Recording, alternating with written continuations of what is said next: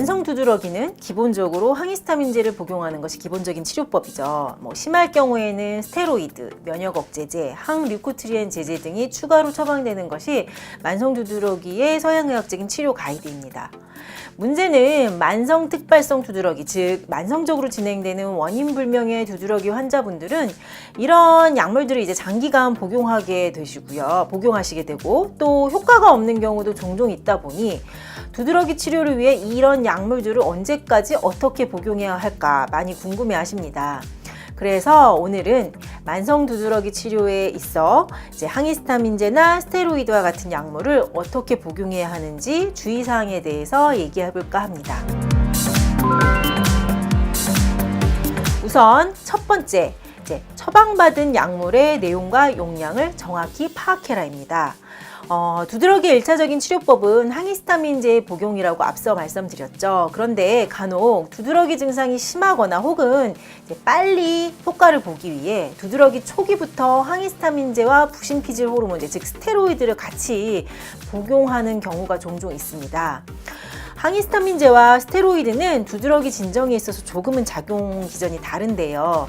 항히스타민제는 용어 그대로 안티히스타민, 히스타민의 작용을 억제하는 약물이죠. 유발물질이 명확하지 않은 두드러기 환자는 의도하지 않았던 면역 반응이 몸 안에 자꾸 일어나면서 히스타민이라는 물질이 분비되는데, 그리고 이런 물질로 이 히스타민으로 인해 간지럽고 팽진이 일어나게 되죠. 이 히스타민의 작용을 우선 차단시켜서 간지러움을 좀 진정시키고 몸이 스스로 회복되기를 기다리는 것이 항히스타민제를 두드러기에 복용하는 작용 기전이라고 생각하면 됩니다.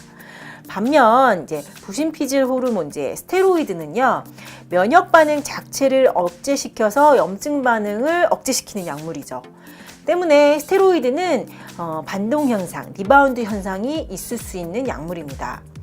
두드러기 초기에 처음부터 면역 반응을 억제시키기보다는요, 가려움이나 이런 자각 증상을 조금은 완화시켜주면서 충분한 휴식과 안정을 통해 스스로 회복되기를 기다리는 것이 필요한데, 초기부터 스테로이드를 복용할 경우에는 면역 체계 자체가 회복되지 못하고 점차 스테로이드에 의존하면서 약물을 줄이거나 끊게 되면 리바운드 현상이 일어나고, 이러면서 점차 만성 두드러기로 발전하게 되는 거죠. 따라서 두드러기 환자분이라면 처방받은 약물의 내용이 정확히 어떤 것인지 반드시 체크해서 초기에는 가급적이면 스테로이드는 복용하지 않으시는 것이 필요합니다. 두드러기 치료의 약물 복용법 두 번째, 약물에 무조건 의존하지 말라입니다. 만성 두드러기의 교과서적인 진단 기준은 6주입니다. 6주 이상 지속될 때 만성 두드러기다 라고 진단을 하죠. 하지만 보통 경험적으로 보면 대략 2주 내외이면 두드러기가 만성으로 발전할지 혹은 항히스타민제의 복용 정도로 치료가 잘 되는 두드러기일지 결정이 됩니다. 힌트는요, 항히스타민제를 복용한 후에 두드러기가 진정이 되었고, 그래서 며칠 약을 복용한 후에 약물을 줄이거나 끊어도 두드러기가 또 생기지 않는다면 크게 걱정 안 해도 되는 두드러기입니다.